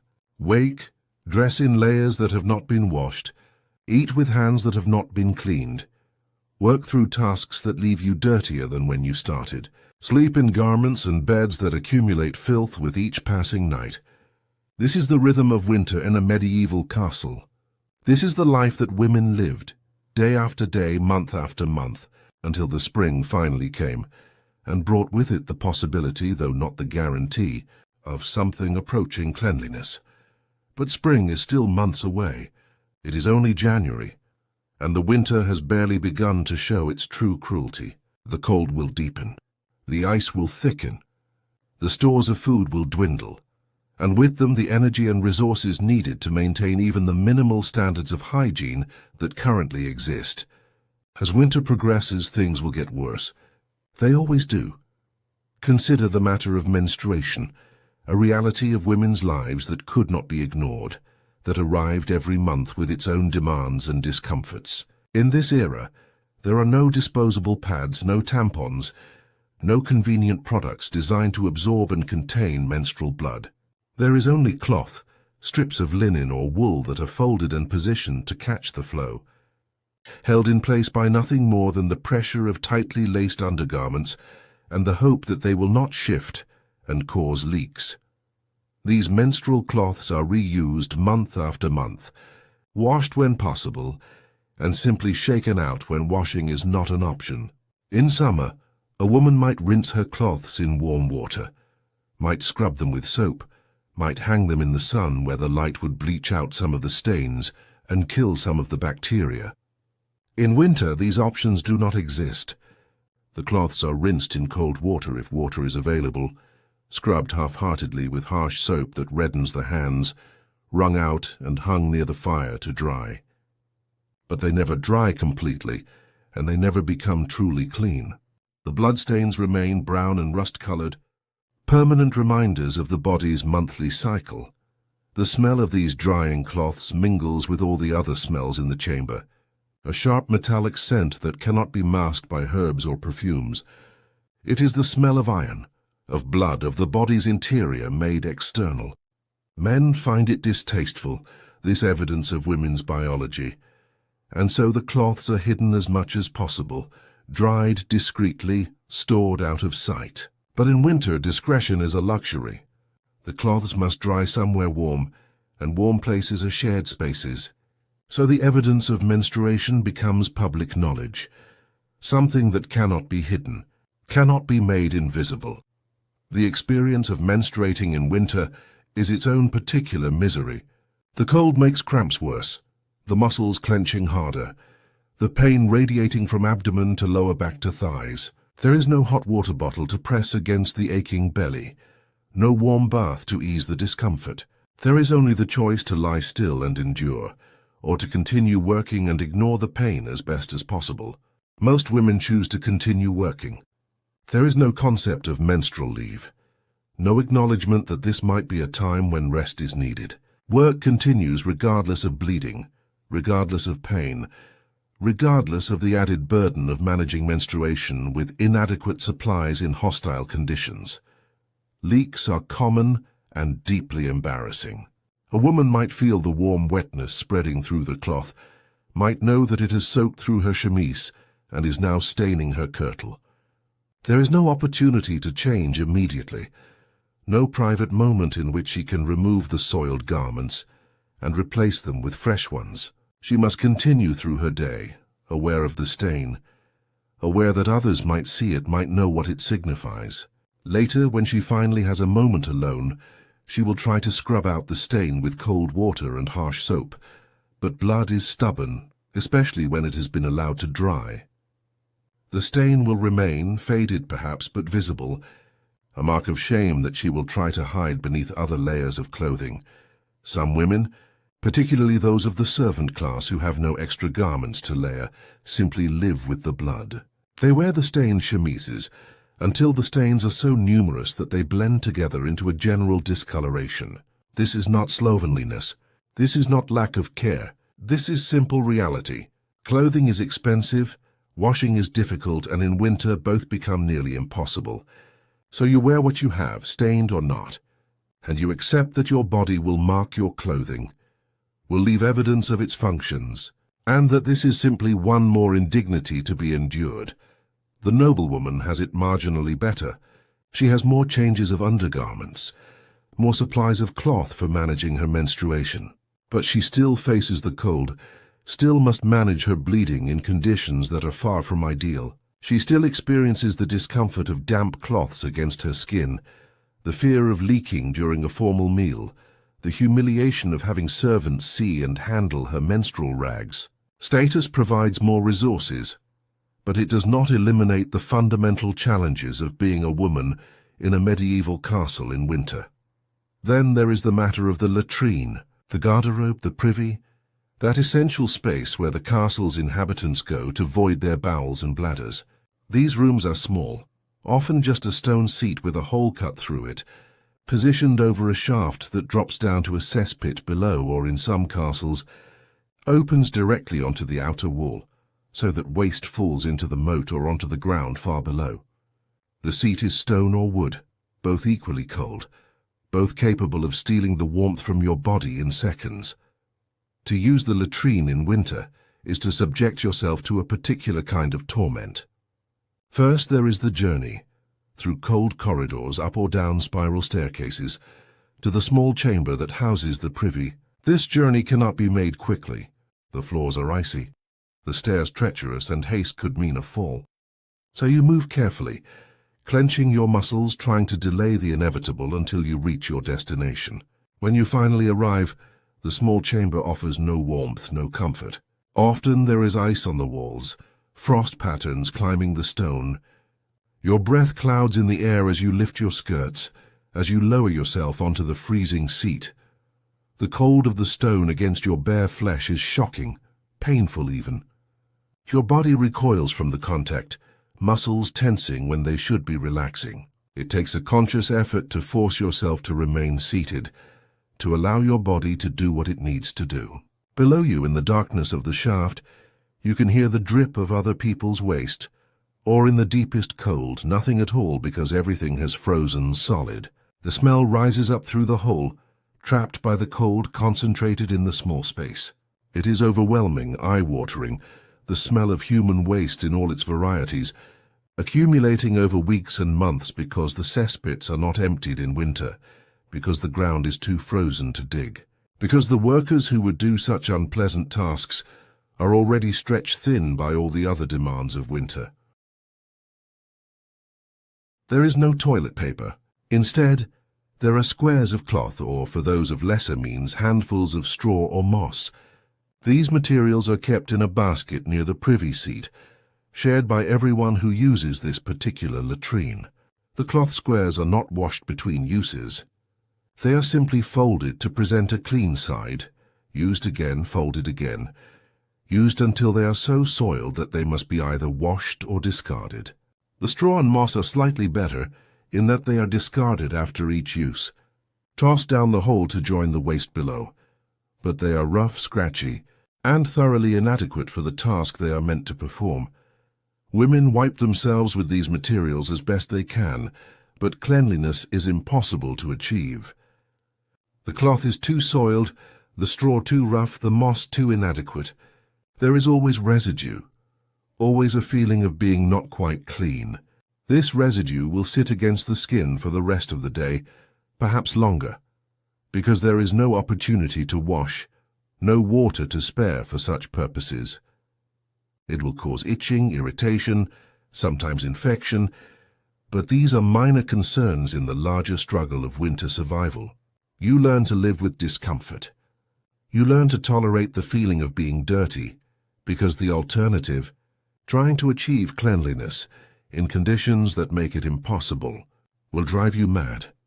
After using the latrine, there is no hand washing, There is no basin of water, no soap, no towel. You simply pull your skirts down, arrange your layers of clothing, and return to whatever task was interrupted by the need to relieve yourself. Your hands, which have just touched soiled cloth or straw, which may have come into contact with your own waste, are the same hands that will prepare food, that will serve meals, that will touch the faces of children, that will handle the intimate tasks of daily life. This is not carelessness. This is simply the reality of a world where water is frozen, where soap is a scarce commodity, where the concept of germs does not exist, and therefore the connection between dirty hands and disease cannot be made. Some of the wealthier women have chamber pots in their rooms, which spares them the journey to the communal latrine. These pots are ceramic or metal, wide-mouthed vessels that can be positioned beneath the body while squatting or sitting on the edge of the bed. Using a chamber pot offers privacy and avoids the cold journey, but it comes with its own set of problems. The pot must be emptied, and this task falls to servants who are already overburdened with work. In winter, the contents of the pots sometimes freeze, becoming solid masses that must be chipped out with tools, melted near the fire, then carried through the castle to be dumped in the cesspit or thrown from a window onto the ground below. The servants who handle these pots do so with bare hands, or at most with thin cloths wrapped around their palms. The pots are heavy, especially when full, and carrying them through narrow corridors and down icy stairs is dangerous work. Spills are common. A servant might slip on the ice, the pot flying from her hands, its contents splattering across the floor, across the walls, across her own clothing. These spills are cleaned up as best as possible, but in winter the smell lingers, frozen into place, a reminder that will not fade until the thaw finally comes. The process of bathing, that most basic of hygienic practices, is reduced in winter to something between a memory and a dream. In summer, the castle might fill a large wooden tub with water heated over the kitchen fires, and the lord and lady would bathe, sitting in the warm water, having their bodies scrubbed by servants with cloths and soap. This was a rare luxury even in summer, happening perhaps once a month or less. In winter, it becomes impossible. The amount of wood needed to heat enough water to fill a tub is enormous, and wood is needed for cooking, for heating the great hall, for keeping people alive. It cannot be spared for baths, so people do not bathe. They go weeks, months, the entire winter without immersing their bodies in water. The dirt accumulates in visible layers. It darkens the creases of the neck, the insides of the elbows, the spaces between fingers. It forms a kind of crust in places where sweat and oils collect, under the breasts, in the groin, behind the ears. This crust can be felt when you move, a slight stiffness, a resistance of the skin against itself. It can be seen when you undress. Rare as that is, dark marks on pale skin, evidence of weeks without washing. The skin begins to develop problems. Rashes appear where fabric rubs repeatedly against dirty skin. Boils form, red and painful, filled with pus that eventually ruptures and drains, leaving sores that are slow to heal in the cold. Fungal infections take hold in warm, moist places, between the toes, under the arms, in the folds of the groin. These infections cause itching, burning, sometimes pain, but there is little that can be done for them. The remedies that exist, poultices made from herbs, salves made from animal fats, are marginally effective at best. Mostly you simply endure, scratching when you think no one is watching, trying to find relief that never quite comes. Some women attempt a kind of dry washing, what would later be called a sponge bath. They dampen a cloth with whatever small amount of water they can spare, perhaps warming it briefly near the fire, and they wipe at their bodies, focusing on the areas that smell the worst, the armpits, the feet, the groin. This provides a moment of relief, a brief sensation of freshness, but the cloth itself is rarely clean, having been used for this purpose multiple times without proper washing, and so it mostly just redistributes the dirt rather than removing it. Still, it is something, an attempt at hygiene in conditions that make true hygiene impossible, and that attempt matters, at least psychologically. For women of childbearing age, there is an additional concern: the possibility of pregnancy and the hygiene challenges that come with it. Pregnancy in this era is dangerous under the best circumstances, and winter pregnancy is worse. The pregnant woman's body requires more food, more warmth, more care, all of which are in short supply during the cold months. Her body changes in ways that make hygiene even more difficult. Her belly swells, making it hard to reach her own feet, to see what she is doing when she uses the latrine. Her breasts become heavy and tender, leaking a thin fluid that stains her chemise. Her bladder is compressed by the growing child, forcing her to urinate frequently, making multiple trips to the freezing latrine each day and night. If she is noble, she may have a midwife or female relatives to help her through the pregnancy. If she is a servant, she has only her own strength and determination to rely upon. Either way, when the time comes for the birth, it will happen in winter in a cold room with limited resources and much danger. The birthing chamber will be closed up tight to keep out drafts, which means it will also trap the smells of labor. Blood, sweat, feces if she evacuates her bowels during the pushing, the metallic scent of the afterbirth when it finally emerges. The midwife will attend her with hands that have not been washed, using cloths that have been used for other births, carrying within her the unknowing potential to transmit childbed fever, that mysterious killer of new mothers. If the woman survives the birth, if the child lives, then comes the period of lying in, when she is expected to rest for weeks while her body recovers. But rest does not mean cleanliness. She lies in a bed that is already dirty, wearing a shift that becomes soaked with blood and other fluids, surrounded by the smell of her own body recovering from trauma. The bleeding after birth continues for weeks, requiring constant management with cloths that must be changed and washed, though in winter the washing is cursory at best. The child, if it is nursing, must be held against her body, must root at her breast, must be cleaned when it soils itself. All tasks that require touching, handling, intimate contact with bodies that are never truly clean. The infant itself faces its own hygiene challenges. There are no disposable diapers, only cloth wrappings that must be changed when they become soiled, which is frequently.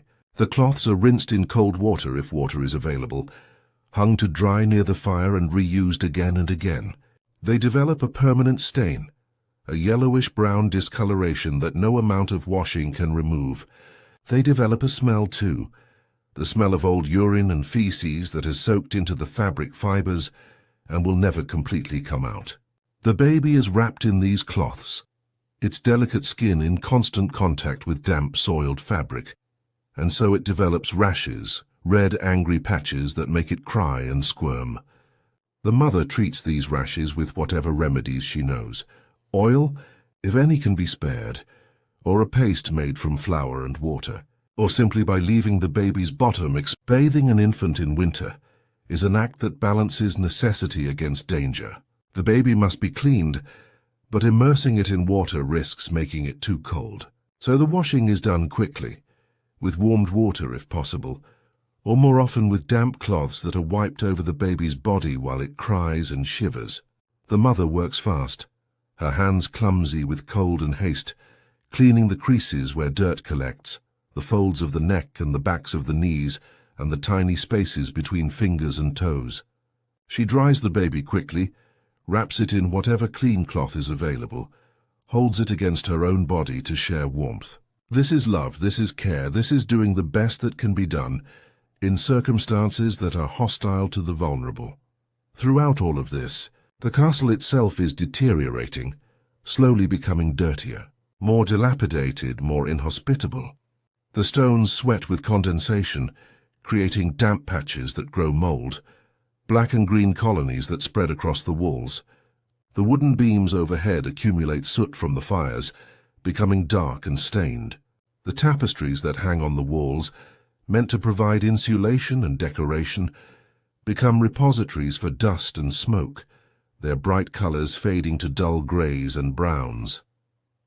Behind these tapestries, In the gaps between fabric and stone, mice build nests, insects lay eggs, colonies of small creatures thrive in the darkness. The great hall's central hearth burns constantly, consuming wood at a prodigious rate, filling the space with smoke that rises to the ceiling and leaks out through gaps in the roof. But much of the smoke does not escape. It lingers in the hall, a grey haze that makes eyes water and throats burn. People who spend their days in the great hall develop a chronic cough, a rattling in the lungs that never quite clears. Their eyes become reddened and irritated. Their skin takes on a grey cast, as if the smoke has settled into their pores and changed their very colouring. The smoke adheres to everything. It coats the walls, the tables, the clothing of everyone who lives in the castle. It mixes with grease and dust to form a sticky layer that cannot be easily removed. Servants wipe at surfaces with damp cloths, but the grime simply smears, spreads thinner, reappears within hours. The battle against dirt is endless and ultimately futile. The castle is a place of accumulation where every day adds more filth, more disorder, more evidence of human habitation, and where winter prevents any meaningful cleaning or restoration of order. In this environment, insects thrive despite the cold. Fleas, which live on the bodies of humans and animals, continue their life cycles, protected by the warmth of the host body. They bite constantly, leaving itchy red welts that people scratch until they bleed, until the wounds become infected, until scars form that will last for years. Lice, both body lice and head lice, move through hair and clothing, laying eggs in seams and along strands of hair. These eggs, called nits, are tiny white specks that cling stubbornly, resisting all attempts at removal. The lice themselves are grey-brown creatures barely visible to the naked eye, but their presence is undeniable. They cause itching so intense that it dominates thought, that makes it difficult to concentrate on anything else. Some women try to fight the lice. They ask servants to search through their hair, to pick out the nits one by one. A tedious process that takes hours and provides only temporary relief because the lice always come back. They wash their hair in solutions made from herbs thought to repel insects: rosemary, lavender, pennyroyal. These herbs smell pleasant, which is something, but they do not actually kill or repel lice. The insects continue their infestations, continue their breeding, continue their feeding. By midwinter, everyone in the castle is infested. The itching is universal. The sound of scratching, fingernails against fabric, against skin, becomes part of the background noise of daily life. As common and unremarked as the crackling of fires or the howling of wind, bedbugs are another constant torment. These insects hide in the cracks of bed frames, in the straw of mattresses, emerging at night to feed on sleeping humans. Their bites are painless at first, delivered with an anesthetic that allows them to feed undetected, but later the bites swell and itch intensely. A person might wake in the morning covered in bites, small red marks in clusters or lines where the bug walked across skin, feeding multiple times. The bedbugs leave behind other evidence too: small dark spots on the sheets, their excrement, and sometimes tiny blood stains where a fed bug was crushed by a rolling body. Getting rid of bedbugs is nearly impossible with medieval technology. The frames can be taken apart and scrubbed, but the bugs hide in crevices too small to reach. The mattresses can be emptied and the straw burned, but the bugs have already laid eggs in the bed frame, in the walls, in the floorboards, and these eggs will hatch and start the cycle anew. So most people simply learn to live with the bedbugs, accepting the nightly feedings as yet another discomfort to be endured, another price of surviving winter in a medieval castle. The wealthy might have one advantage: they can afford to burn aromatic substances that may help mask the worst smells and possibly discourage some insects. They burn frankincense and myrrh, expensive resins imported from distant lands, letting the sweet smoke drift through their chambers. They burn local herbs too: sage, thyme, juniper berries. These create pleasant smells and a sense of doing something, of taking action against the filth, even if the action is largely ineffective. The smoke may drive some insects away temporarily, but it does not kill them, does not eliminate the conditions that allow them to thrive. It is a psychological comfort more than a practical solution. The poor have no such comforts. They live with the smells, with the insects, with the dirt, having no resources to even attempt mitigation. A servant girl sleeps on her pallet, scratching at flea bites, breathing air thick with the smell of unwashed bodies and old food and damp stone. She has no herbs to burn, no resins to make the air smell sweeter. She has only her exhaustion, which eventually pulls her into sleep despite the discomfort, despite the itching, despite everything. And in sleep she dreams sometimes of summer, of warmth, of the impossible luxury of feeling truly clean. But these are only dreams. When she wakes, winter remains, cold and filthy and inescapable. As January gives way to February, the situation worsens. The stores of food begin to run low. The preserved meats, the barrels of grain, the wheels of cheese, all are being consumed faster than anticipated, because the cold is more severe, because the winter is harder than expected, because the calculations made in autumn were optimistic. When food is scarce, hygiene becomes even less of a priority. The energy required to maintain even minimal standards of cleanliness is energy that could be used to stay warm, to work, to survive. So standards slip further. The rushes on the floor are not changed. The chamber pots are emptied less frequently. The soiled linens pile up in corners, waiting for a day warm enough to attempt washing them. People begin to look gaunt. Their faces hollow out. Their eyes sink into their skulls. Their bodies consume their own flesh to stay alive. Hunger has its own smell, sharp and acidic, the smell of a body eating itself. This smell joins all the others, layering into the complex reek that fills the castle. Morale declines. Arguments break out over trivial matters. The cold and hunger and filth erode patience, erode kindness, reduce people to their most basic selves, focused only on survival, on getting through one more day, one more night. In these conditions, illness spreads quickly. Someone develops a cough, and within days, half the castle is coughing. A child develops a fever, and then the child dies, and then other children sicken. The causes are mysterious, attributed to bad air, to the will of God, to the alignment of stars. No one understands about bacteria and viruses, about the way disease spreads through contact with contaminated surfaces, through breathing air that has been exhaled by the sick, through eating food prepared by unwashed hands. So the illness spreads unchecked, moving through the castle, killing some, sparing others according to no pattern that makes sense to the medieval mind. The dead must be dealt with, but in winter, burial is difficult. The ground is frozen solid, impossible to dig. So bodies are sometimes stored in unheated outbuildings, frozen into stiff poses, waiting for the thaw when they can be properly buried. Or they are placed in shallow graves scraped out of ground that is only partially frozen, covered with stones to keep animals from digging them up. These makeshift graves are markers of winter's cruelty. For those who survive, who make it through the worst of winter, February represents the beginning of the end. The days are getting longer, imperceptibly at first, but longer.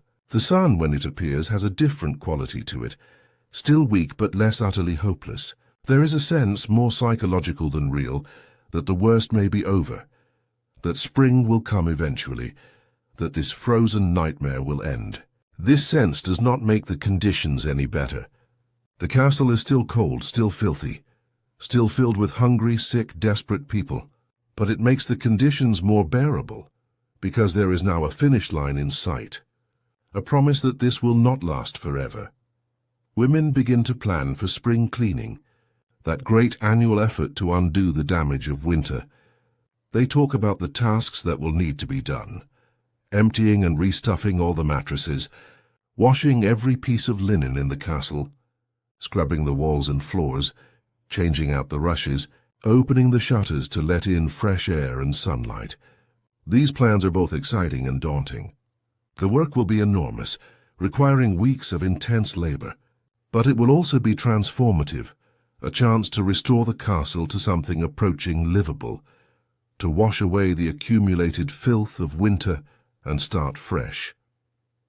But spring is still weeks away. It is only late February, and March can be cruel, bringing late snowstorms and unexpected cold snaps. So the women continue their winter routines, continue managing their bodies and their spaces as best they can with inadequate resources and hostile conditions. They wake in the morning to frost on the walls. They dress in layers that have not been washed. They eat with dirty hands. They work through the day, accumulating more dirt, more sweat, more evidence of their body's functions. They sleep at night in soiled beds, wrapped in unwashed blankets, surrounded by insects and smells and the ever-present cold. This is not the glamorous life portrayed in romantic tales of medieval times. There are no beautiful maidens in flowing gowns, no sense of courtly elegance and refinement. There is only survival day by day, using whatever means are available, in conditions that are actively hostile to human comfort and dignity. The women of the medieval castle are not delicate creatures needing rescue. They are survivors, hardened by cold and deprivation, capable of enduring conditions that would break modern people within days. Their bodies bear the marks of their lives. Their hands are rough and chapped, the skin cracked and bleeding in places. Their faces are weathered by cold wind and smoke. Their teeth are rotting or missing. Their hair is dull and brittle. Their skin is marked by scars, by rashes, by the evidence of illness and injury. They do not look like the women in paintings or tapestries. They look like people who have been through something difficult, which is exactly what they are. And yet there is a kind of strength in them, a resilience that is impressive even as it is born of necessity. They get up each morning and face another day of cold and discomfort. They manage their bodies' needs in conditions that make dignity nearly impossible. They care for children and the sick. They prepare food and maintain some semblance of order in the chaos of winter. They do all this without complaint for the most part, because complaint achieves nothing, because everyone is suffering equally, because this is simply life and must be endured. The noble women among them have a particular burden. They must maintain appearances even when appearances are nearly impossible to maintain. A lady of the castle cannot be seen with dirty fingernails, so she wears gloves, soft leather gloves that hide the state of her hands. She cannot let her hair be seen in its unwashed state, so she keeps it covered always, hidden beneath veils and coifs. She cannot appear to smell bad, so she carries her pomander, holds it to her nose frequently, lets the scent of dried flowers mask the scent of her unwashed body. She must sit gracefully at meals, must make pleasant conversation, must perform the role of a refined lady even when she is just as cold, just as dirty, just as uncomfortable as the servants who wait on her. This performance is exhausting. It requires constant vigilance, constant management of how she is perceived. A single lapse, a moment when the mask drops, could damage her reputation, could make her seem less than, could reduce her status in the eyes of others. So she maintains the performance through sheer force of will, through the understanding that her position in the social hierarchy depends on these appearances, these demonstrations of refinement that are entirely fictional given the actual state of her body and her surroundings. The servants have no such performance to maintain. They are expected to be dirty, to smell bad, to show the evidence of their labor on their bodies and clothing. In some ways this is a freedom. They do not have to pretend to be clean when they are not. They can scratch their lice bites openly. They can wipe their noses on their sleeves. They can acknowledge their discomfort without it threatening their identity. But it is a freedom born of low status. And low status brings its own burdens. Harder work, worse living conditions, less food, less warmth, less of everything except suffering. As winter drags on toward its eventual end, the women of the castle exist in a kind of suspended state. They are not truly living, not in the sense of thriving or growing or experiencing joy. They are simply surviving, maintaining the minimum necessary to keep their bodies alive, waiting for the conditions to improve enough that life can resume its normal patterns. This suspended state has its own strange quality. A dreamlike feeling where time moves both too slowly and too fast, where days blur together into an undifferentiated mass of cold and discomfort. Memory becomes unreliable. Did that argument with another servant happen yesterday or last week? When did you last change your chemise? How long has it been since you felt truly warm? The answers to these questions seem to shift and slide, impossible to pin down with certainty. There is only now, this moment, this task, this small struggle. The past is frozen behind you, the future is unimaginable, and the present is all there is. In this eternal present, the small comforts take on outsized importance. A moment near the fire, when your hands stop aching from cold, becomes a memory to be treasured. A bite of fresh bread, still warm from the oven, is a sensory experience so intense it almost brings tears. A night when you sleep without waking from cold or nightmares is a gift so rare it feels like a miracle. These tiny moments of non-suffering are what keep you going, what remind you that life contains more than just hardship, even if those moments are brief and far between. The women talk to each other, quietly, in the small spaces of time when they are not working. They share stories, memories of better times, hopes for the spring. They create a kind of community in their shared suffering, a recognition that they are all enduring the same conditions, all struggling with the same challenges. This community is not always kind.